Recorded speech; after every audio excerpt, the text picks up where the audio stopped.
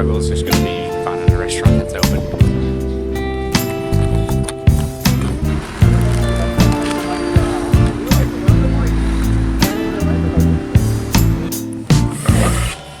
Right.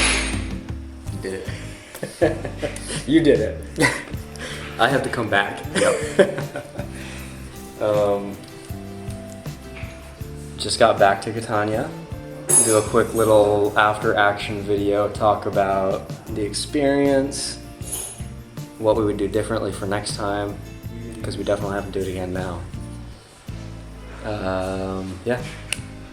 Yeah. Thoughts? So, well, first for today, it was not what we expected.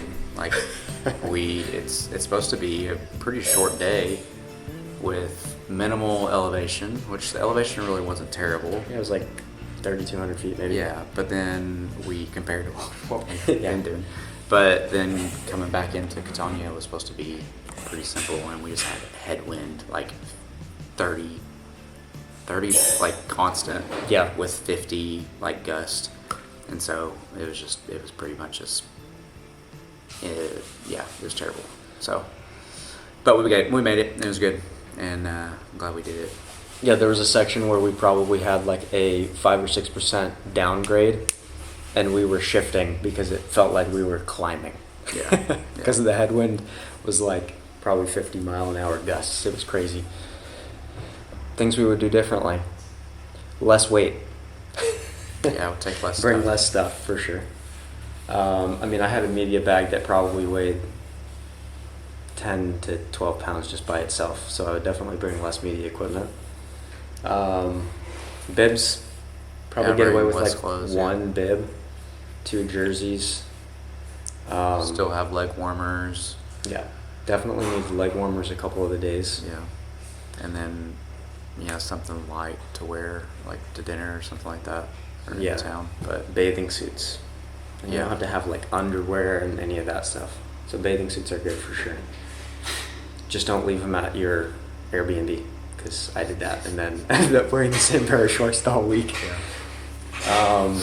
I brought a lot of tools because I didn't know what was going to happen. I brought a lot of tubes and disc brakes or disc pads, but I mean, I guess you don't really know. I mean, Yeah. we could have got out there and had 5 flats, and then we didn't have enough stuff. Yeah, But, I think you definitely need flat repair stuff.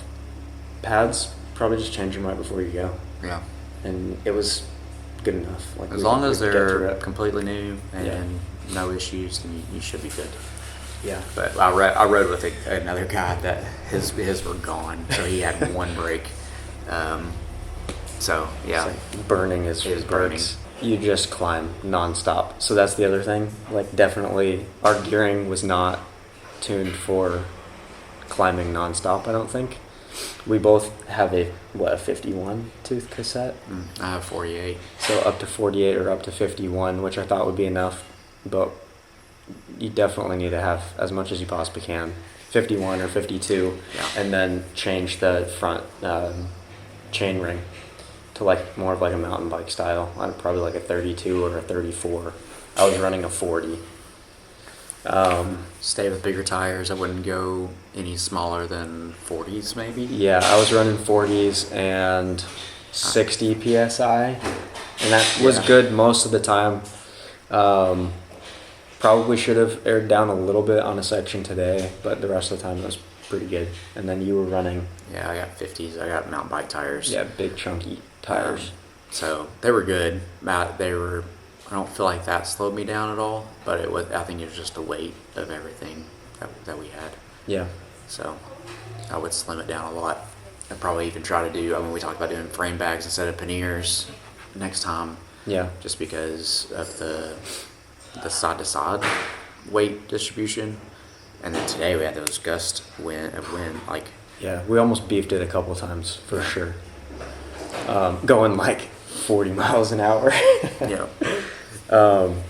Just because the wind was crazy. So I definitely would not do deep rims either. No. Because if you get into a situation where it's windy like it was today, yeah, you'd be jacked up for sure. Yeah, my brain is like twirling, just someone who builds bikes. I'm like trying to think of the perfect Sicily Divide bike. Yeah. And try to figure out what would be best. Like the bike I'm riding now is good. Like it's really, really strong, but it's also really heavy. So do you need that? I don't know. Maybe. But Yeah. also I think you could get away with a lighter bike if you rode correctly.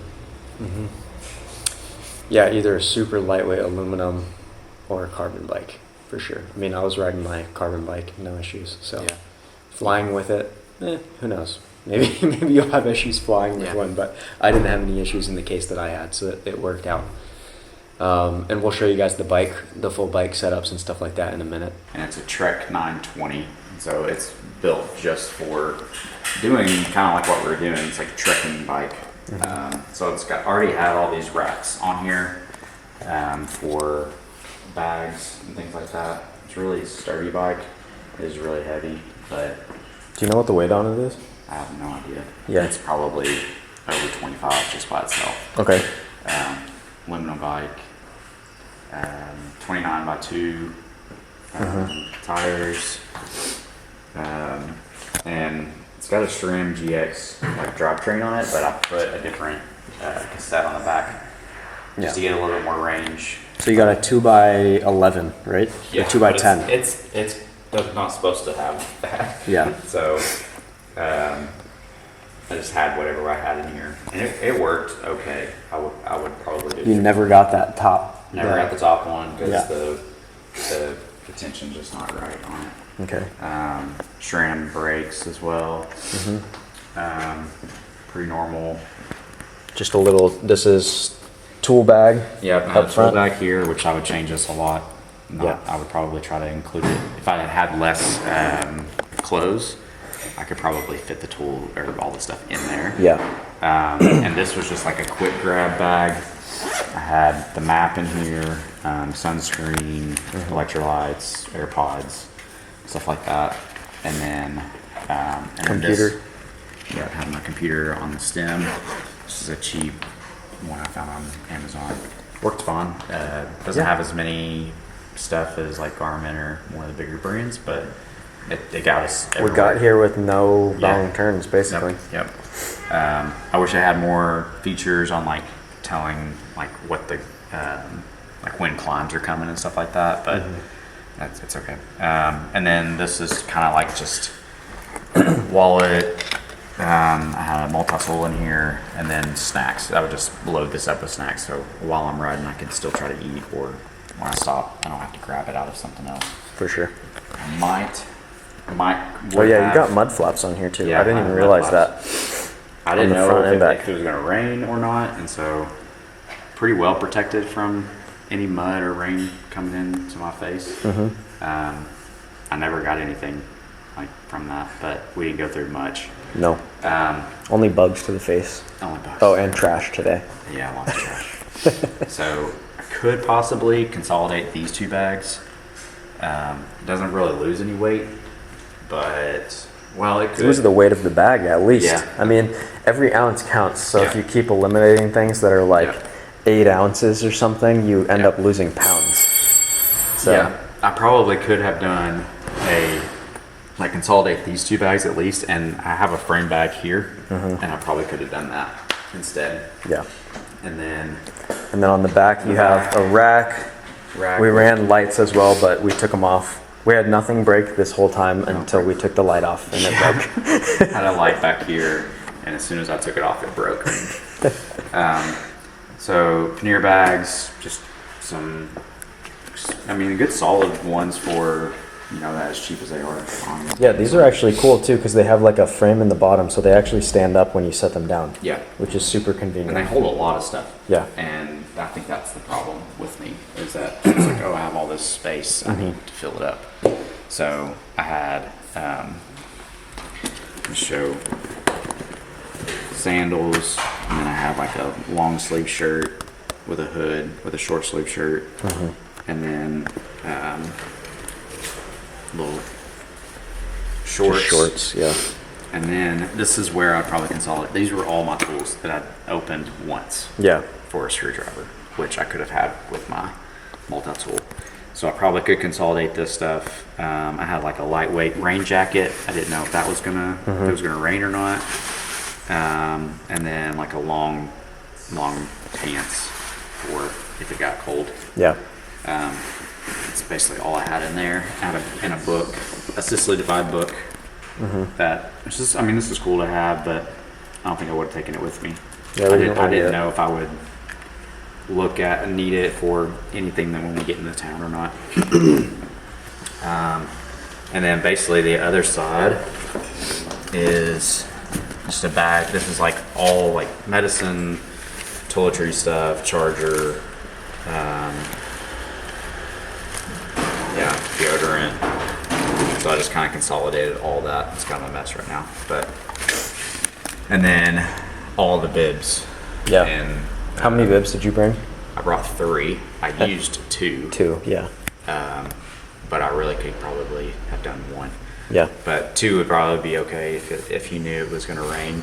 That way you had an extra one. Yeah. And then I had every bib has its matching jersey too. So I had 1, 2, 3 jerseys. Okay. So 1 long sleeve, 2 short, and then At the most, I would bring 2 and 2. yeah, But you could probably even get away with 1 bib and Yeah. 2 jerseys I had if you wash them. yeah, and I had leg warmers, and then a couple of microfiber towels in there. But yeah, that was about it. I tried to switch back and forth of like dirty clothes and not, but then it just ended up being it was all dirty, so it didn't really matter. Yeah. But yeah, Yeah, that's the one other thing that we talked about is like if you can eliminate racks. Because like, this rack probably weighs a pound or a pound and a half. I mean, like a lightweight rack weighs a pound and a half-ish. yeah, So if you could get rid of racks and then just do like 1 seat bag as long as it's stable, and then maybe like a frame bag to consolidate everything, you could easily eliminate a couple pounds just by doing that. And then also just bring less stuff. yeah. I wanted to take this bike because it's a rental bike, and I wanted to be able to say, oh yeah, for sure, anybody that rents this can do this, and it can. Yeah. But I'm always thinking, how can I make things better for myself? So next time I probably just build my own bike and have a personal bike to do it exactly the way I want it. Yeah. Yeah, clips, Shimano SBD clips. What shoes are you running? Victoria shoes. Okay. Yeah. And there's like a gravel shoe. I have kind of I have a really high arch, so I need an arch support on it.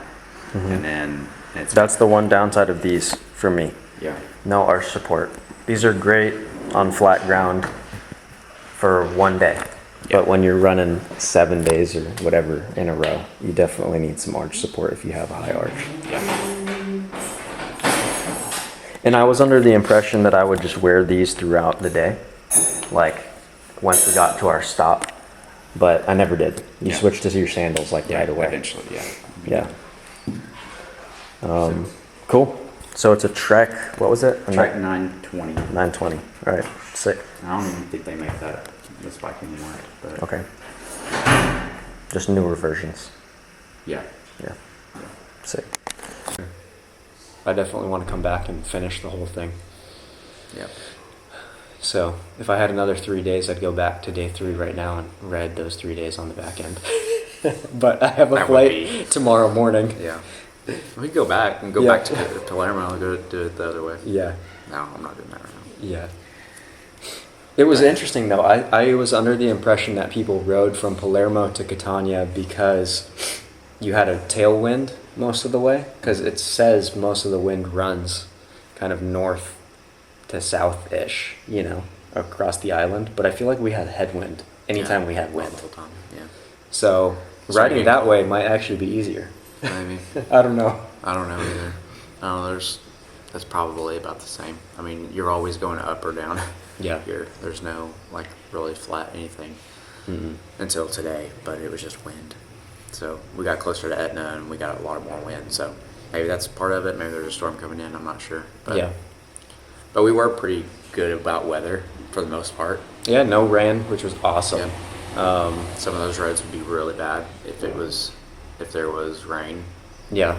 I'm seeing some horror stories of dudes riding the Sicily Divide and just like for 2 or 3 miles on the dirt roads, just like caked in dirt, like up to their knees, just pushing their bikes through the mud. So we were super lucky. This time of year is definitely the best time to do it, right? Because like April's pretty rainy still. Yeah, it was really rainy this past year. Yeah. Yeah, so we have we basically left the first week of May. Yeah. What day did we leave? The 29th of April, I think. Right? We drove the 29th. We actually started on the 1st. Yeah, started the 1st. But if you think about, you got to think about the holiday, so plan ahead with food because things will close down. Yeah. Our day 1, we ended up doing a 3,000 foot plus climb for 2.5 hours. You just climb for 2.5 hours. And we did that on a granola bar and 1 bottle of water because everything was closed because of the holiday. So we couldn't get food, we couldn't get water. Yeah. So that would be definitely plan ahead for sure. But for the most part, like I brought a ton of food from the States too. I brought like trail mix, dates, granola bars, all that kind of stuff. And you don't need any of it. Like you can get everything you need along the way as long as everything's open. So just prepare. Sundays things are kind of closed. In some of the small towns, they're kind of closed Monday too, right? So if you just plan ahead, just buy stuff to like make sandwiches and things along the way. Yeah, and be okay. Just jumping in a small little cafe and grabbing whatever they have, and just be happy with it. I ate lots of cannolis. Yeah, a lot of salami sandwiches. Yep. Yeah, granola bars. Probably pretty normal stuff to take on a hike or a bike. Yeah. But it seemed to sustain us enough. Yeah, and I feel like we ate like pretty healthy too. We didn't like soda and candy all day. Yeah, it was pretty healthy. At night, we try to eat pretty good pasta and meat to fill us back up. Yeah, pasta and meat and swordfish. Yeah, we're lucky here in Sicily where we can food like that is pretty affordable. So yeah, gonna feel when we finished, but I'm like, all right, let's get the next one planned. Let's get a whole group of dudes to come and do it. Yeah, so I'm ready. Cool. Yeah, I'm ready. Maybe next year we could figure out something. Get a group of people to go. We've been talking about what that looks like, about having a package built to do that with. So we'll start dreaming that up and see what we can do, and then figure that out. Try to give some pointers to people that haven't been out too, so they're not bringing bikes that are underbiked. Yeah, and I mean, we would have to have like a regiment up front too of just like, hey, you got to train like this for 6 months. Yeah. Otherwise, you're gonna hold everybody up. Yeah. So. This isn't a leisurely just ride. No. It's pretty intense. Yeah, it's crazy. So, yeah, hopefully you live somewhere that has mountains and hills that you can train. I don't. So it was shocking at first when you're just like, turn every corner, especially on day 1. Mm-hmm. So it's like, you go up these switchbacks and then you turn another corner and you're like, are you kidding me? It's still up. You turn that corner. Are you kidding me? For 3,000 feet. Like, my biggest hill in the area near me in Texas is like 90 feet. So, but that descent was worth it. The descent was sick. Was really worth it. Yeah, it was downhill for most of the rest of the day, so it was like pretty chill the rest of the day, which was cool. Yeah. And that descent was super fun. I would say this whole Sicily Divide thing is, they built it for tourism to go into these small little towns, and so don't be afraid to walk around those towns and see what they have and buy their food and stay at the places, because I would say that's pretty key. Stay at the places that the Sicily Divide has on there because they have the stamps, and so if you want to follow the stamp process, then that knocks one out right away. It's the place you're staying. You don't have to go find them later. So otherwise, sometimes it's kind of difficult to find. So I haven't even looked at what today. Did you see what today? I think it was like 3,200 feet on my Strava, 38 miles or something like that. 37, yeah. So we'll show the bikes real quick, and then I think that's it. You got anything else? No. I'm really tired. So this is a Canyon CF5, I believe. So a full carbon fiber bike. It is lightweight. Up front, I'm running just a Cotopaxi fanny pack. I brought this just because I thought maybe if we were walking around the town or something, I'd pop it off and throw it on, but I never did, and I didn't carry much in it, so I'd probably eliminate that altogether. For my other bags, I have these 2 Rhino Walk bags. They're great. I keep like snacks, sunglasses, like energy gum, all that kind of stuff, AirPods up in here. And then in the frame bag, I have like a battery bank, some tools, extra tubes, and yeah, just tools and stuff in here. Painkillers, definitely bring those. So when you hurt your knee, if you hurt your knee. I grabbed this last minute. I wasn't sure if I would like it. This is the Adventure Hydration bladder. I actually really like it. I didn't end up drinking out of the straw too much, but I would just use the straw as a siphon to fill up my water bottle that I have here, because I would end up putting electrolytes in my water bottle. For cameras, Josh is filming right now on my Fujifilm. I ended up bringing that. And then we have this the Insta360. This is my brain's not working right now. I can't remember what it's called. Go Ultra. Go Ultra, yeah. So the Go Ultra Pro, I think is what this model is. And then we ended up putting ND filters on them. So when we're filming during the day, you can kind of get that good motion blur. And then the other camera that we had, grab it, is the Insta360 Ace Pro 2. And you can just use these stretchy mounts to mount it in all sorts of different locations on the bike, which is pretty cool. So when we get to the back, this is my full media bag, had extra batteries for everything. I would definitely bring less next time. Obviously doing this the first time, I brought as much as I thought I would need and then didn't use much of it, because we could charge batteries and things every night. So I have a bunch of batteries, ND filters. This is just my passports. Just kind of turned into like a dump bag as well. In my panniers, I don't even know what this bag is. I found it on an auction site for like $2, so just ended up buying it. And it worked really well. I have like clothes in here, so a pair of shorts, extra socks, shoes, and then on the other side, I ended up bringing 3 bibs and 3 jerseys as well, and ended up only wearing 2 bibs, 2 jerseys. So definitely just reduce as much as you can. And then for my gear set, I have a 11 to 51 on the back, 40 tooth up front. Again, like we said earlier, I would definitely drop this down to maybe like a 32, 34, something like that. The 51 tooth in the back was pretty good. This is like a full hybrid setup, so it's just Shimano 812 derailleur, but then I put a mountain bike cage on here so that it was long enough to get up to the 51 tooth, and you just kind of modify it from there. That B screw is like at its absolute limit. That actually looks like it's probably gonna break here soon. So it made it, but that's crazy. It made it here though.